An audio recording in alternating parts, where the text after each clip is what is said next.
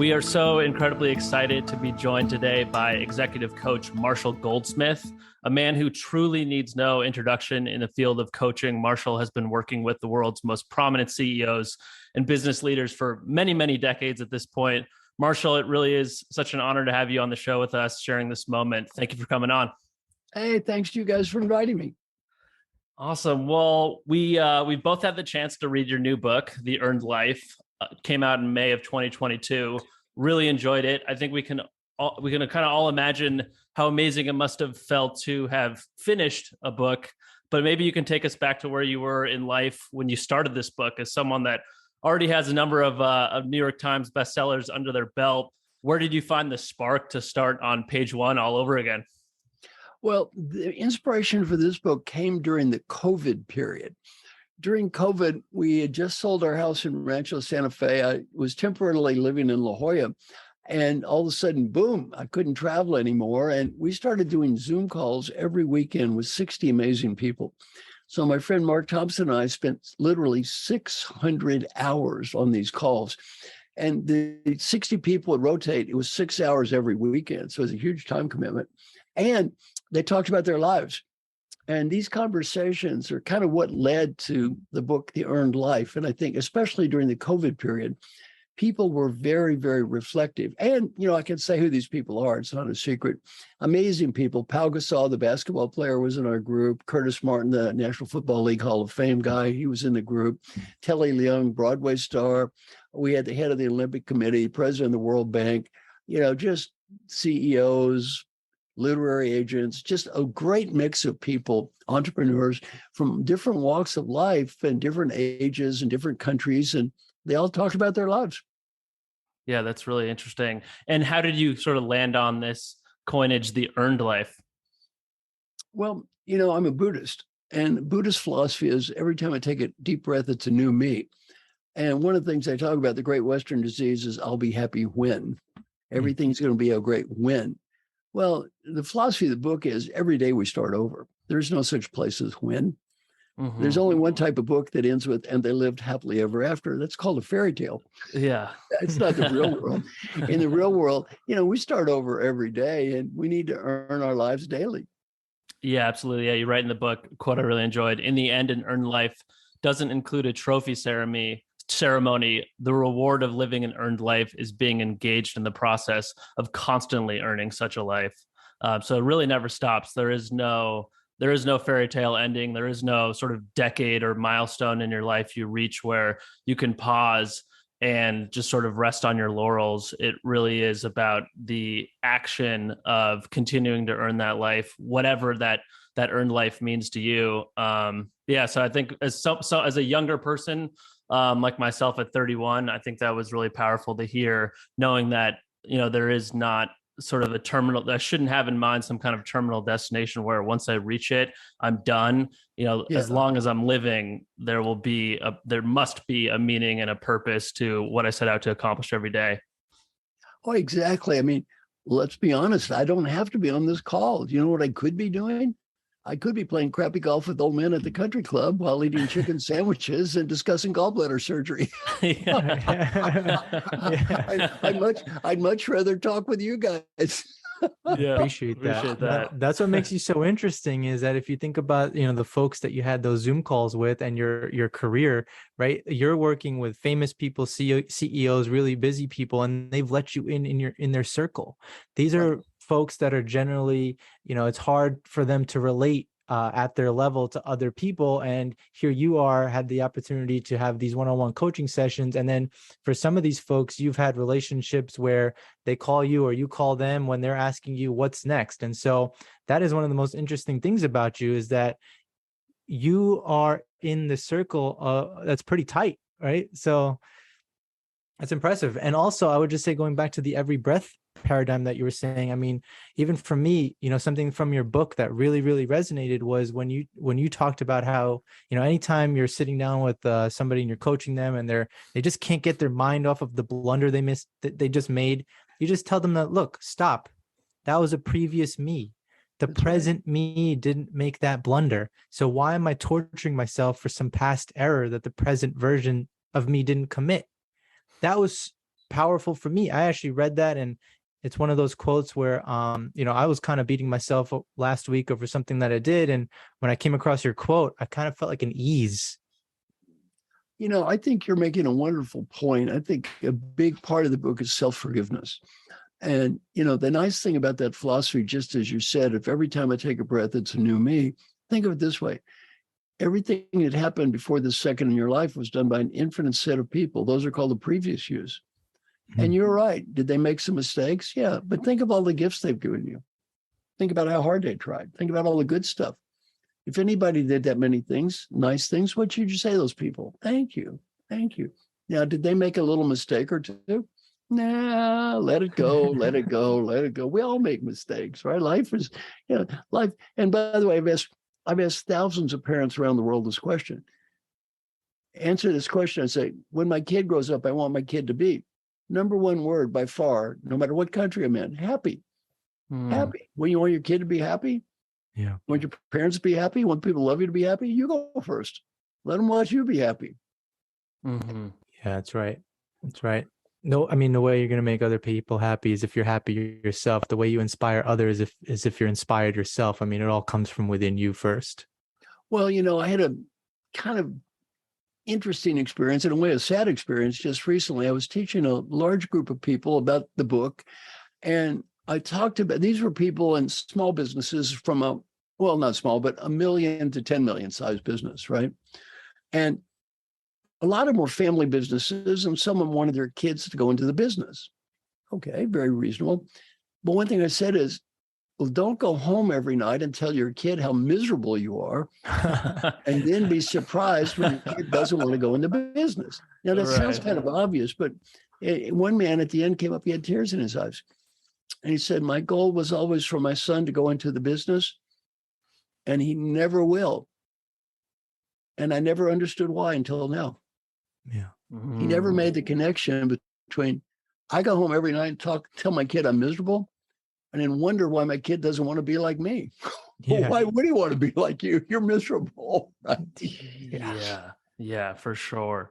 Yeah, the idea of following a parent into the family business reminds me of one of the concepts in your book, inertia. That whole section really struck a chord with me. You write, quote, our default response in life is not to experience meaning or happiness. Our default response is to experience inertia. And then similarly, you write, the most reliable predictor of what you're doing in 5 minutes from now is what you're doing now. And I think I really enjoyed how you sort of clarified inertia as not inaction so much as it's just continuing down the course that you're presently on. And I think it really makes you ask yourself, am I on the path that I want to be on, or am I on this path because I started down it years ago and never considered another way? I think that's a really important question to ask at really any point in life.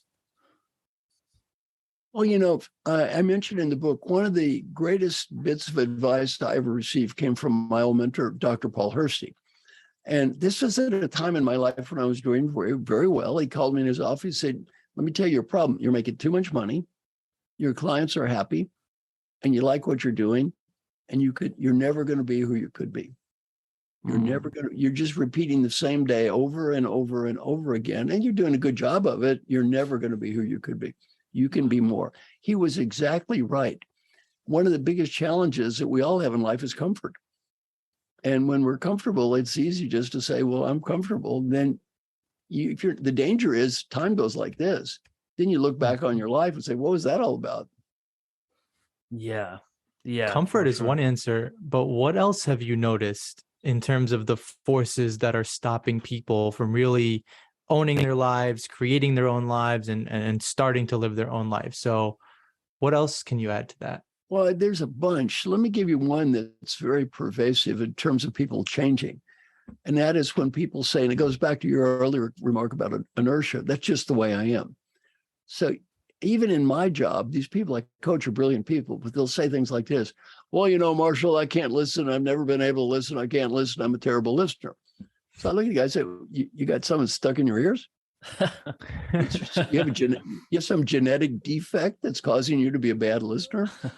Well, when we talk about ourselves and say, that's just the way I am, well, guess what? That's probably just the way you're going to be. And it really inhibits your odds on ever changing. So I try to tell people, back to the every breath paradigm, look, you can start over. You don't have to do the same replay that you've done for the last 20 years just because you did it for 20 years. Yeah, it was interesting too in the book. You talk about how that the every breath paradigm, it takes people different amounts of time to really internalize that message and understand it and take it to heart. Some people get it right off the bat, and some people, have to sit with it for years before they really get it. I'm curious, like when you first encountered Buddhism or some of those principles that you were able to channel into the every breath paradigm, did they instantly make sense to you, or was it something that you had to sit with for a little while? Well, I've been studying Buddhism since I was about 19. So it's been a very, very long time. The ideas are quite simple. It's just very not Western, because the great Western disease is I'll be happy when I get the money, status, BMW, condominium, I will be happy when. That is so deeply ingrained in us that it's hard to think any other way. And by the way, no wonder we think this way. Let me describe the great Western art form. And I'm going to bet both of you guys have seen this drama before. Are you ready? Ready. Here's how it works. And there's variations of it. There is a person. Person is sad. Oh, very sad. They spend money. They buy a product and they become happy. This is called a commercial. Have you ever seen one of those before? Yes. Have you seen one? How many millions? Way too many. We are bombarded by that message every day. It's no wonder people feel this way. We're hammered over the head every day. Happiness is out there. Here's the problem. It's not out there. It's in here.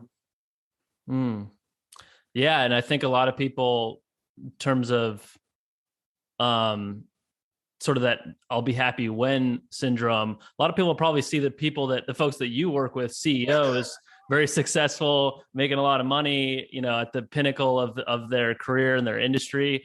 In their head, they're probably thinking, if only I could be at that level, at that person, I would be so happy. And you're seeing those people up close, in personal, and being able to, to experience the very human challenges that they're going through in real time. I think it probably is a little disillusioning in a good way to see that, like, even people at the very height of their career are still dealing with human problems. Well, let's take a personal example. Are you? Yep. You and me. Okay. Now, you said you were 31 years old. Is that correct? Yep. Now, you could look at me and say, look at that lucky old man. Well, he's got millions and millions of dollars, and he's sold 3 million books and 4 New York Times bestsellers, and he hobnobs around with all these famous people. He's been to 102 countries. Lucky, lucky old boy. You see, you have something I don't have. It's called 42 years. I'll do a deal with you. You give me the 42 years, you can have the damn money. Yeah, that's a great point. That's a really great point. There's a good point. Never get so busy saying, I wish I were them, right? Because they're probably thinking, gee, I wish I was you, right? Well, the reality is, you got something I don't have. Both of you guys call youth. Yeah, what's that worth? That's priceless. Priceless, yeah, I would say. We'll find out in maybe 45 years. We'll have to. I'll let you know how it goes. Now, let me give you a good suggestion. Every day, there's one of those questions I recommend is rank yourself on, did I do my best to be happy today? Every day, you guys both do that. Now, he's 31. How old are you? I'll be 36 in just a couple weeks. 36. You're just about half of my age, right? That next 36 years is going to go like that. Yeah. And, one of the things that I'm trying to think about is that I want to be able to fill into the person that's able to really embrace the abilities that come to me. I want to lean into my superpowers. And I think that that is something maybe some of us struggle with. I know I've struggled with, but why do you think people struggle with that? Because I think if we can get into that mode and are really leaning into our superpowers, well, then our time is much more meaningful and we can make the most of it. Well, for a couple of reasons. One is I did a study called Leadership as a Contact Sport. So if anyone would like to see the research, send me an email, marshall@marshallgoldsmith.com. I'll send you a copy of it. In our study, I measured, did people actually do what I teach and did they get better? Well, 86,000 people in our research. I'm the only person I know that's measured. People went through his course 86,000 times. Wow. Well, you know what I learned? People that did the stuff got better, and people that didn't get worse. They just stayed the same. Now, back to your good point. Why don't people do this stuff? One of the big reasons we don't become the person we could become has to do with a dream. A dream. I'm going to predict both of you guys have already had this dream many times at your young age. Are you ready for the dream prediction? Let's do it. Hit me. You might be skeptical now, thinking he don't know my dreams. Don't bet against me. What's a dream? What's a dream sound like? You know, I'm incredibly busy right now, given pressures of work and home and technology that follows me everywhere, and emails and voicemails and opportunities. I feel about as busy as I ever have. Sometimes I feel overcommitted. I don't tell others this, but every now and again, my life feels just a little bit out of control. Yet, you know, I'm working on some very unique and special challenges right now. And I think the worst of this is going to be over in about 4 or 5 months. And after that, I'm going to take 2 or 3 weeks and get organized. And I'm going to begin my new Healthy Life program. And everything is going to be different. And it won't be crazy anymore. Yeah. Another fairy tale. Yeah. Yeah. Now, how long have you guys been having this dream? I've been in that cycle for a long time. It's true. I think it's like the New Year's resolution syndrome. Once I get to the 31st of the end of the year, everything's going to change. Yeah. My responsibilities will reset. I'll have time that I didn't have this past year to do the things that are really important to me. And tomorrow never comes. Tomorrow never comes. Yeah. It's it. You've got to really say, if you really want to do something, what am I willing to do now? And every day you need to focus on it, because if you don't, it's going to go out till tomorrow and it's never going to happen. Part of that now, and part of linking it to something you just mentioned just a couple beats ago around, you know, every day asking yourself, well, on a scale of 1 to 10, did I do my best to be happy, or did I do my best to have fun? There are other questions from your book, I think, worth sharing here. You know, every single day, if you want an actionable item, every single day you can ask yourself, on a scale of 1 to 10, did I do my best to set clear goals? Did I do my best to make progress towards achieving my goals? Right. Did I do my best to find meaning? Did I do my best to maintain and build positive relationships? Be fully engaged? Did I do my best to express gratitude? Yeah. Did I do my best to forgive my previous life? So I wanted to share that because, again, pulling from your book, those are some actionable items someone can take today to start to live their own life and create their own life and hold themselves accountable. Well, my daughter Kelly's a professor here at Vanderbilt, and she got a PhD from Yale, so she knows more about research than I do. And she taught me that technique of questions that begin with, did I do my best too? Let me tell you why that's so important. If you ask, was I happy? And you say no, and they'll say, why? Well, you know, because somebody did this or said something. It's whose fault is it? Them. It's always going to be them. But if you ask, did I do my best to? You can't blame somebody else. Yeah. It doesn't even say you succeeded. Did you even try? What would you say to the person who says that trying doesn't exist? You're doing it, you did it, or you will do it, but there's no trying. I know there's people out there that to me, that does make a lot of sense, because now it's a semantic question. So I don't like getting into semantic arguments, but basically to me, I'm by trying, I mean, are you motivated to do this yourself? You know, and motivation is a good thing. Absolutely. As opposed to no motivation. Yeah. And I actually did want to walk down that path. I thought that there was a really interesting distinction that you drew out in the book between desire and motivation. Right. And desire, as I understood it, is what you want, and motivation is essentially what you're willing to do to get what you want. So when we say that we're motivated to get the next promotion, or we're motivated to lose weight, or we're motivated to change our lifestyle in some way, what we might be really saying is that we desire all these things, which is obvious, because who doesn't desire a better life? But being motivated to achieve these goals requires the continued commitment to take those actions that will actually get you there.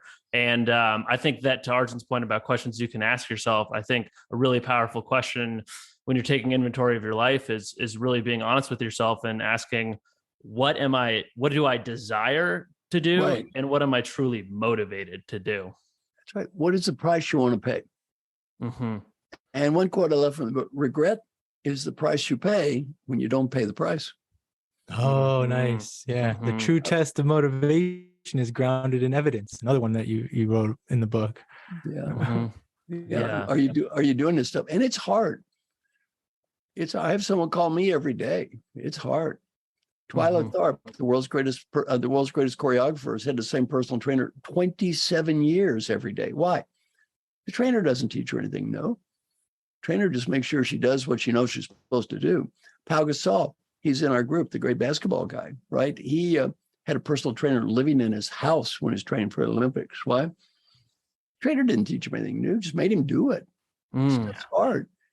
It is really, really, it takes a lot of courage, humility, and discipline to do this stuff in that book. And the theory of it is quite easy. The practice of it is hard. Anybody tells you it's like the daily question thing. Anybody says that's easy, they've never done it before. The average person quits in 2 weeks. Yeah, for sure. It's humbling. It's very humbling to look in the mirror every day. When you introduced me, you failed to mention one of my incredible skills, incredible quality. I'm surprised you didn't mention it. I have the shockingly amazing gift of screwing up something every day, and I kind of left that out there on the old introduction. But I screw something up every day, and if you do this daily question thing, you get to look at it every day.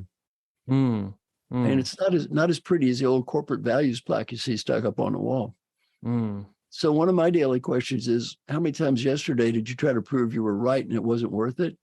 I don't see too many zeros on my scorecard. Kind of hard for that old professor not to be right all the time. Or how many angry or destructive comments did you make about people yesterday? I don't see enough zeros on that one either. Well, we don't want somebody else stabbing us in the back. Why are we stabbing them in the back? Yeah. This stuff, easy theory, tough practice. On that tough practice concept, you mentioned, the average person after 2 weeks will probably stop. So what is your advice in terms of that follow-up, in terms of staying committed? I would imagine it would be around having a circle of maybe a couple people that you can lean on and have these kinds of conversations with. But what else would you add to? I just want to echo what you just said, and to quote the famous Rolling Stones, because we all need someone we can lean on. Nice. Yeah. Perfect. Well, I have people somebody calling me every day. Why? I'm too cowardly to do this stuff by myself, too undisciplined. It's hard. And it's okay, though. It's okay. Once we get over this stupid macho, I can do everything on my own nonsense, right? Life is good. Look at these people I coach, right? Let's see. Who are some of these? Their names are in the book, by the way. It's not a secret. Oh, Jim Campbell, he's president of World Bank. He's pretty impressive. Albert Verla, CEO of Pfizer. Oh, he's a pretty big deal. Let's see, CEO of the Year in the United States, another CEO of the Year in the United States, winner of the Presidential Freedom, St. Jude's Hospital, blah, blah, blah. Yeah, you know what? They all need help. They all need help. And one thing I'm so proud of in my book, 30 years ago, none of those people would admit to having a coach. They would have been ashamed. They would have been ashamed or embarrassed to have a coach. Yeah, you were kind of a category creator in that regard. And it sounds like working with CEOs has obviously worked out very well for you, but it wasn't something, the benefits of it weren't something that you necessarily predicted in advance. You knew you wanted to carve out a niche for yourself, but the rewards that niche has reaped for you was not something that you necessarily anticipated. But I think that that was really a powerful anecdote you shared around how small the sliver of people and problems you were working on became. Like, you wanted to focus specifically on CEOs and specifically on CEOs' interpersonal behavior, not organizational theory or strategy or sales methodology. Like, I think that that idea of becoming a one-trick genius, as you explain it, and kind of building an expertise around something that you're the first to, or maybe the only person doing, I thought that was really inspiring.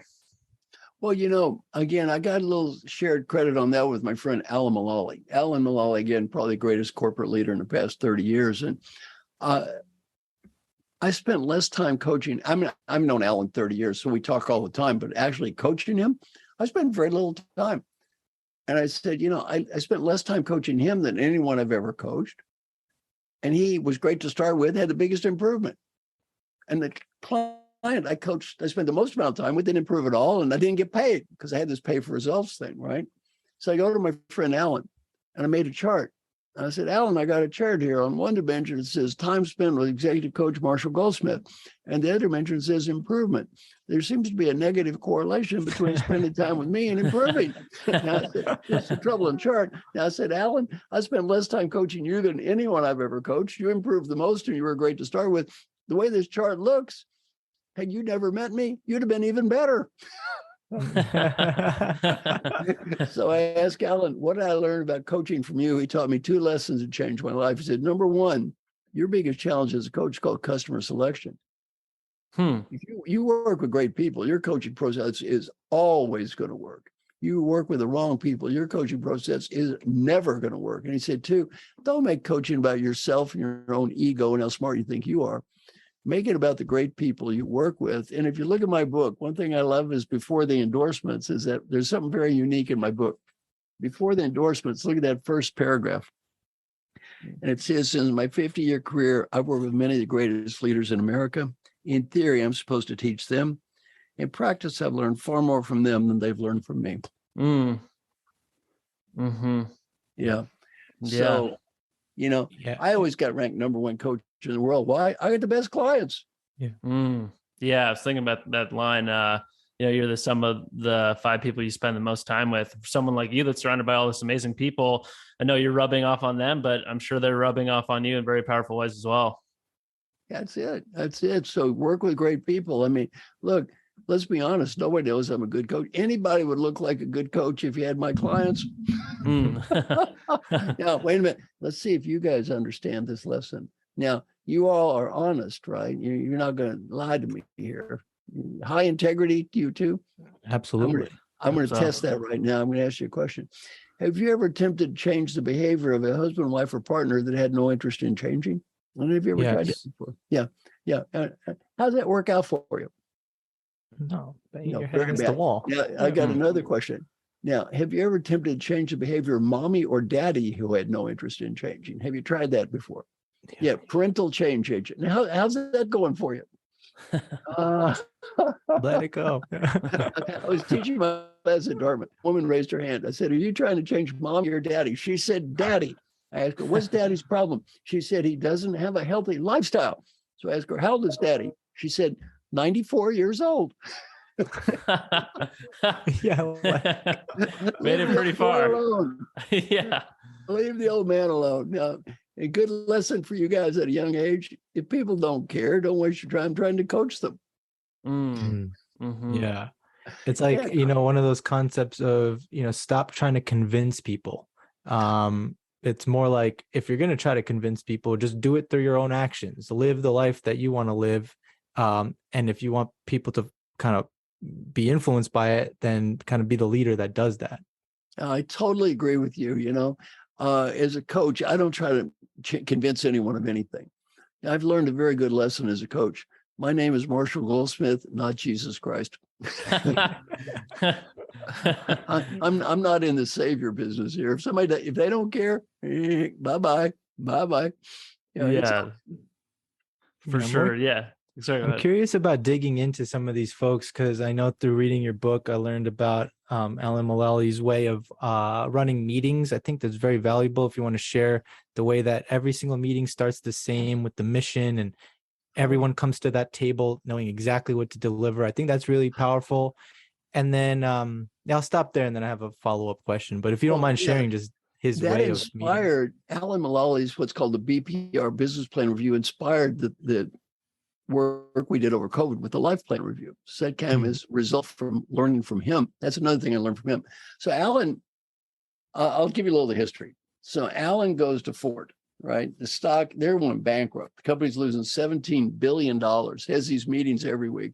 And he says, okay, give me your top 5 priorities every week, red, yellow, or green. Now, green is I'm on plan. Yellow is I'm not on plan, but I have a strategy. And red is I'm not on plan. I don't have a strategy. So the first meeting, they're losing $17 billion. He's got 16 leaders with 5 priorities each. Everything's green. It's all green. They're all on plan. Alan's sitting there. He's going, well, now let's see. We're losing $17 billion and we're going bankrupt. And everybody's on plan. You know what I'm saying? It sounds like a bad plan. Yeah, right. Bad plan. Let's change that plan. Well, finally, somebody said red. And Alan stands up and applauds. He says, thank you for having the courage to say red. And he said, you don't know what you're doing. You're lost. It's okay. Thanks for saying so. You don't know where you are. You don't know how to fix the problem. You know what he said? I don't either. Why don't we get some smart young people in here and solve the problem? Well, that's when the Ford Motor Company started turning it around. Everybody quit playing stupid games and pretending they were perfect. They started admitting when they didn't know things. Well, you know, that led to what I call the LPR. The LPR process is we have these Alans every week. They have to come up and tell the truth. You know, my name is, Alan says, my name is Al Mulally. I'm the CEO of the Ford Motor Company. Our mission is, and then he talks about the priorities every week, everybody. Over the COVID, every week people stand up and said, you know, my name is, here's how my week went. And they all ask for help every week. You know what? That's really interesting. I never heard anybody say, you know, I had a perfect week and I don't really need help. Right. Yeah. It's all about accountability. The other thing I'm thinking or picking up is this idea around needing help. And you touched on it towards the end of your book around our lack of ability to truly ask for help in situations. Right. But then you really raised an interesting point. It's like, how do you feel when you give help? You feel so good. You're likely not really thinking about the interaction. You're not really thinking that the person who asked you for help is less than you or anything like that. You just helped because that's what humans do. So why put a blocker in your mind when you go to ask for somebody, help from somebody, that they're going to have a negative impression of you, or, that they're not going to help you? And quite frankly, if that does occur, in my opinion, that's more of a reflection of them than it is of you. Yeah, let it go. It's okay. Yeah. One word you use, I like, is called accountability. One of the people in our group of 60, you know what he said? I love this group because they have accountability without being judged. Huge. Wow. Yeah. See, it's accountability without judgment. Every week he stands up, he's accountable. He talks about his week, very honest, right? But nobody's putting him down, laughing at him, judging, making little comments on the internet, making him feel bad.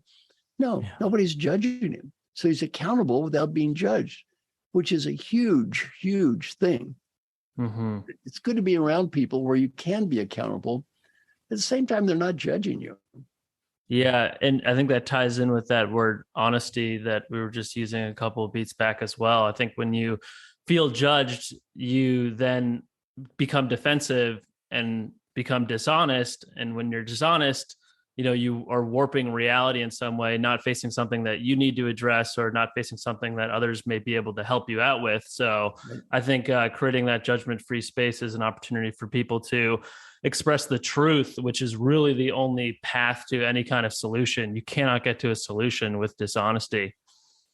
Well, and the other thing is we practice is called Feedforward. So this is a Buddhist concept. Buddha said, only do what I teach if it works for you. If it doesn't work for you, it's okay. Just don't do it. Well, that's what Help Feedforward works. You learn to ask people for help, not feedback about the past, ideas for the futures. You listen and you thank them, but you don't put them down. You don't judge them. You just say thank you, and you treat this like a gift. So every week, every one of these 60 people would say, my name is, here's what I feel good about. Here's what I need help on. Please help me. And then people all pitch in and try to help them. And they just say thank you. Well, it's a wonderful idea because you don't feel put down. Nobody's talking about what you did wrong. They're giving you ideas of how you can do better in the future. Yeah, that's probably needed in terms of the way feedback sometimes is delivered or received in many structures. And so it's a really interesting point to bring up, because it's more about how can we get better and move forward together. Exactly. I've done this feed-forward exercise in my coaching. I've done it in these LPR meetings I talked about. I did it in Russia before COVID with 50,000 people in a football stadium. And I said, you're all going to stand up. And, you say, my name is, I want to get better at. You're going to get ideas for the future and say thank you. Then the other person does, and you shake hands and go talk with somebody else and do it over and over again. People loved it. Only 20% even spoke English, and they loved it. Why? Wow. They loved it because it's positive, simple, and focused. It's fun. It's not painful. Everybody's trying to help everybody else. Nobody's putting anyone down. So I'm a big proponent of feed forward. Mm-hmm. Yeah, absolutely.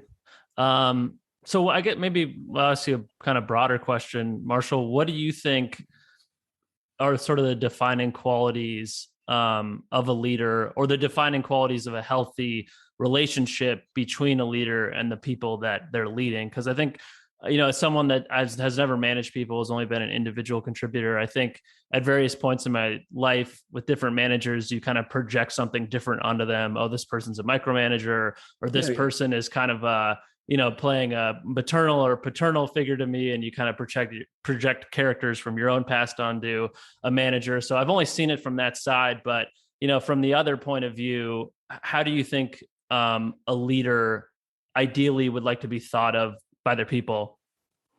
Well, what I teach is, every leader gets confidential feedback. Every leader apologizes for their mistakes. Every leader talks about what they want to improve. Every leader demonstrates humility. They stand up, they try to get better, and they encourage everyone else to do the same thing. I mean, a great example of this is Hubert Joly. Hubert was CEO of Best Buy, totally turned the company around. Remember, Best Buy was going broke. They were gone. And then the assumption was they're just a matter of time. They're finished, right? And they made an incredible turnaround when he was the CEO of the company. He stands up in front of everybody, says, I'm Hubert Joly. I have a coach. I get feedback. I'm trying to improve. And I want you to do the same. Lead by example. One of the great leaders I ever met is Frances Hesselbein. It's one of my favorite stories about leadership. She was CEO of the Girl Scouts. Peter Drucker said the greatest leader he ever met. So she calls me up and says, will you do this program for the Girl Scouts? I said, well, I will, but Saturday is the only day I can work. I'm sorry, it's the only day I can say. She said, look, you're a volunteer. You work on Saturday, we work on Saturday. Not a problem. And then I said, well, it's embarrassing, Frances, but I'm on the road to a different city every day. I got to get my clothes done. Is there a way somebody at the Girl Scout facility there can do my laundry so that, I do have some clean clothes? She says, not a problem. I said, what I do is take your laundry and put it in a pile on the floor. So I take all my dirty laundry and put it in the hotel room in the floor, by the Girl Scout Center, all these dirty laundry, underwear, socks, everything. The next morning I'm having breakfast, and these were the head of the big cities, very distinguished women, Girl Scouts, head of Chicago, LA, all the big cities. I look up, walking down the hall is Frances Hesselbein carrying the dirty laundry. Wow. Herself. Wow. Herself. Whoa, yeah. What a message. She never said a word. Every woman saw her. Every woman saw her carrying the laundry. Woo. Deep. That's a show, not tell. Deep message about humility, servant leadership, ego. Yeah. Wow. Yeah, very deep. Is that something you try to, instill in folks? Is that servant leadership over anything else when you're having these conversations? I mean, how do people think about that when they're talking to you? Well, it is. It's easier to understand in your head than it is your heart. Because, Peter Drucker said the leader of the past knew how to tell, the leader of the future is going to know how to ask. Why? Today we manage people called knowledge workers. They know about what they're doing than the boss does. Well, if you know more about what you're doing than I do, I can't tell you what to do and how to do it. Why? You already know more than me. I have to ask, I have to listen, I have to learn. Like Alan Mulally said, if I'm not the expert, why am I speaking? I'll probably do more harm than good. So you really need to ask, listen, and learn. And one of the things I teach in my other book, What Got You Here Won't Get You There, as a leader, be careful you don't add too much value. One of the biggest problems of leaders is adding too much value. One of my good coaching clients retired a few years ago. His name is JP Garnier. He was the CEO of GlaxoSmithKline. So I asked JP, what'd you learn about leadership as a CEO of GlaxoSmithKline? He said, I've learned a very hard lesson. My suggestions become orders. My suggestions become, now I said, if they're smart, they're orders. If they're stupid, they're orders. And if I want them to be orders, they are orders. If I don't want them to be orders, they're orders anyway. My suggestions become orders. For 9 years, I trained the admirals of the United States Navy. What's the first thing I teach the admirals? You get that star? Your suggestions become orders. Admirals don't make suggestions. Admiral makes a suggestion. What's the response? Aye, aye. That suggestion becomes an order. So I asked JP, what'd you learn from me when I was your coach? It helped you the most. He said, before I speak, breathe. And he asked one question, is it worth it? Is it worth it? And he said, as the CEO of GlaxoSmithKline, 50% of the time, if I had the discipline to stop and breathe and ask, is it worth it before I spoke, you know what I decided? Am I right? Maybe. Is it worth it? No. Yeah. That's super powerful. Let's take you two. Did you ever get into a heated argument with someone you love when you had a need to win and prove they were wrong on a minor or insignificant point before? Have we ever done that before? Been there, done that. Yeah. Was it worth it? Nope. Let it go. Yeah. What, I mean, maybe it's obvious, but what do you think underpins that extreme desire to be right about things, to want to come out on top in arguments, or just be correct in your thinking? Why do we cling to that so tightly? Why? It's, to me, not surprising. It's surprising we don't do it all the time. Why? In your lives, you two have taken test after test after test, hundreds, perhaps thousands of tests.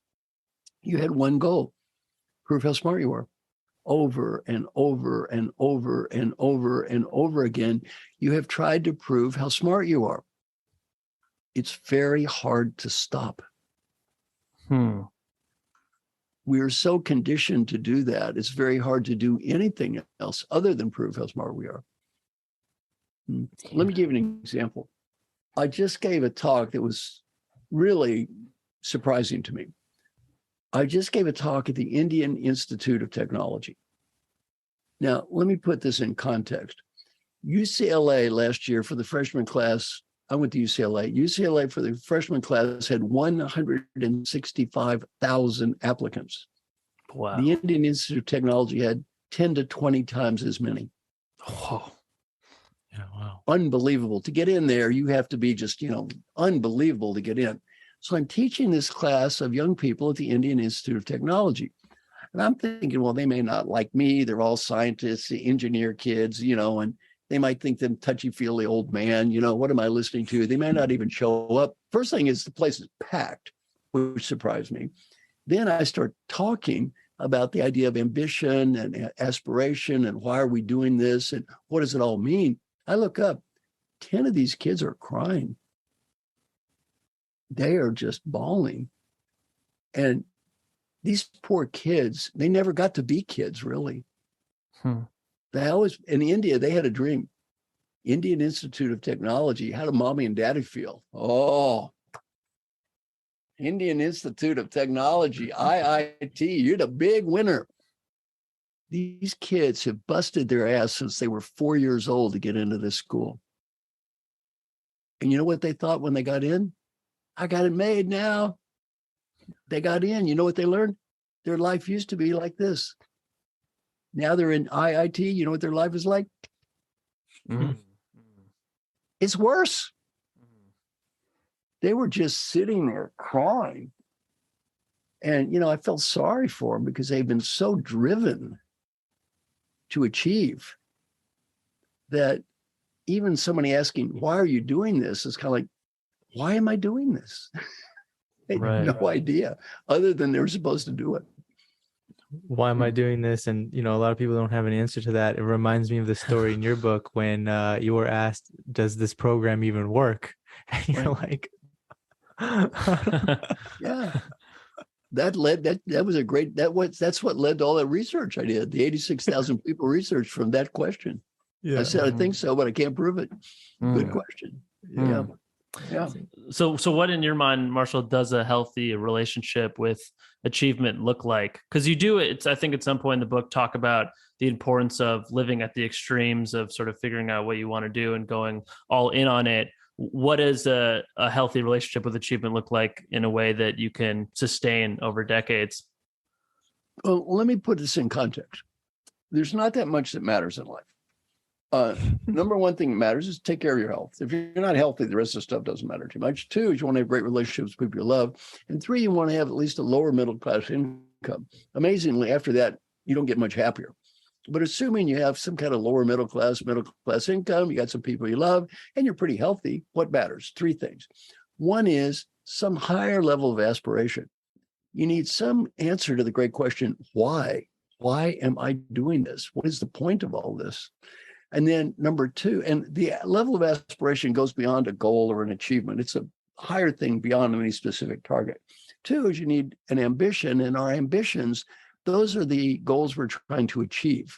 And they do have a target date and deadlines and achievement. And then 3 is our day-to-day actions. We need to enjoy the process and being engaged in the process of life.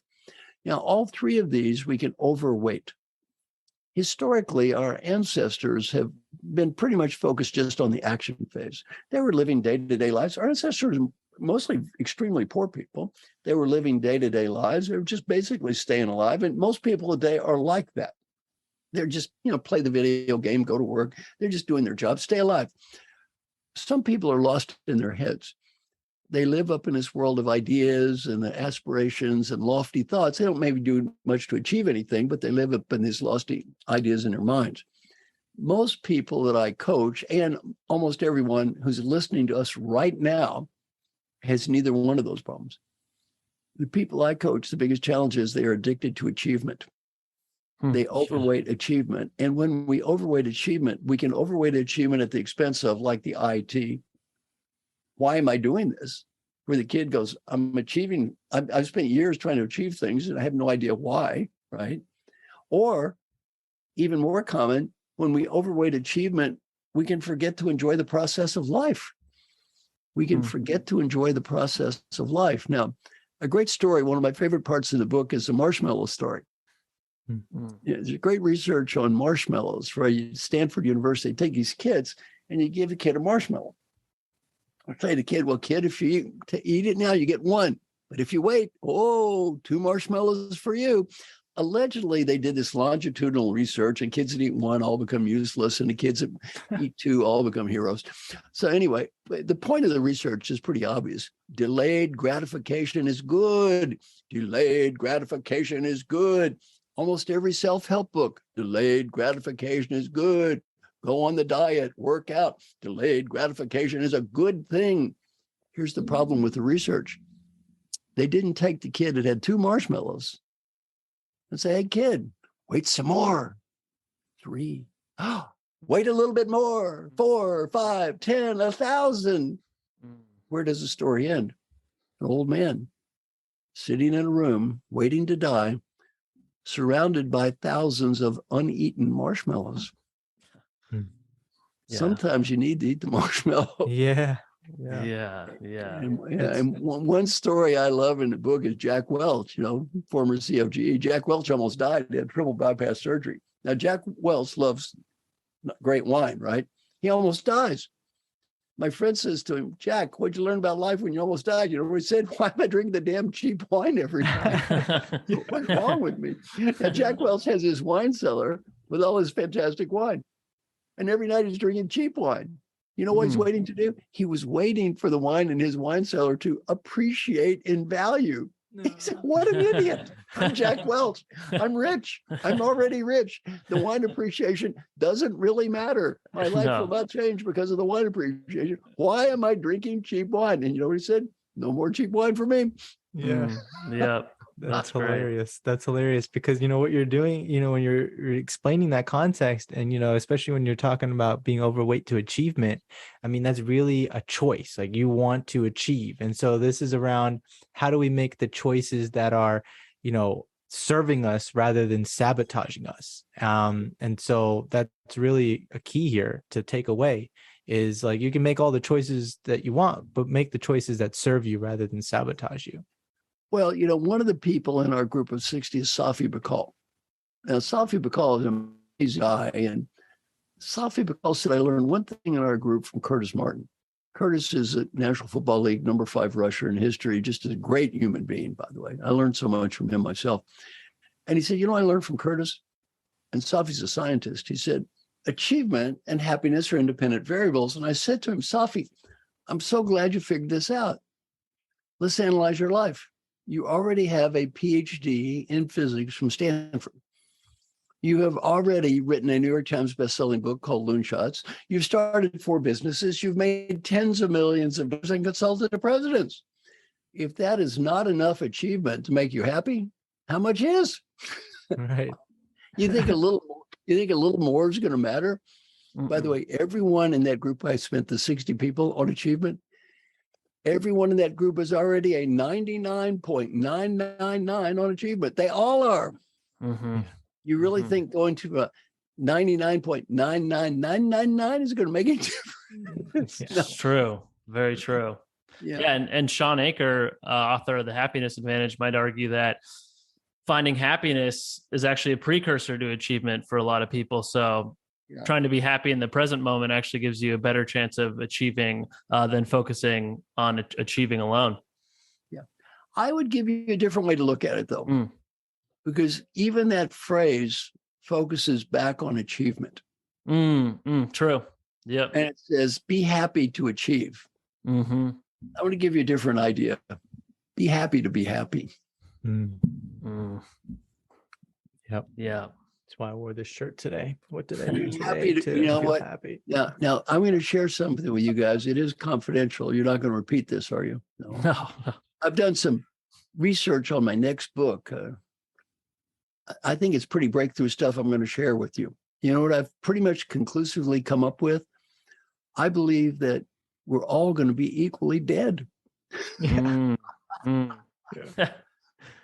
We're all going to be equally dead here. So let's have some fun. Let's have some fun on this road, because we're all going to die anyway. Might as well enjoy the process of life. 100%. And to that, it's like, let's have fun, and then let's mix the ideas that we're hearing from each other, especially if they're good ones, and fold them into our lives and fold them into our passions, our strengths, and know what really makes us unique, and just learn from each other, right? It's like, I think there are some folks that might think that, every thought needs to be original, or everything needs to be, super creative. The reality is that we're a mix of each other, and of course we can fold it into our lives and have fun. And by the way, most of what I learned from the people I'm supposed to teach. Yeah. Yeah. Right. Well, I certainly had fun in this conversation, and I'm sure Arjun did as well. Marshall, it was really a pleasure having you on. The book is The Earned Life. It's available now. For anyone out there that's looking to perhaps more consciously architect a fulfilling future for themselves, highly recommend the read. A lot of the ideas I think we covered were actually really in the first half of the book. So there's a whole other half for future readers to explore. For me, I think this book helped me ground my thinking and better examine some of my own blind spots. So Marshall, personally, thank you for writing this book. It really meant a lot. And thank you for coming on the show. Oh, thank you so much for inviting me. And my mission is pretty simple.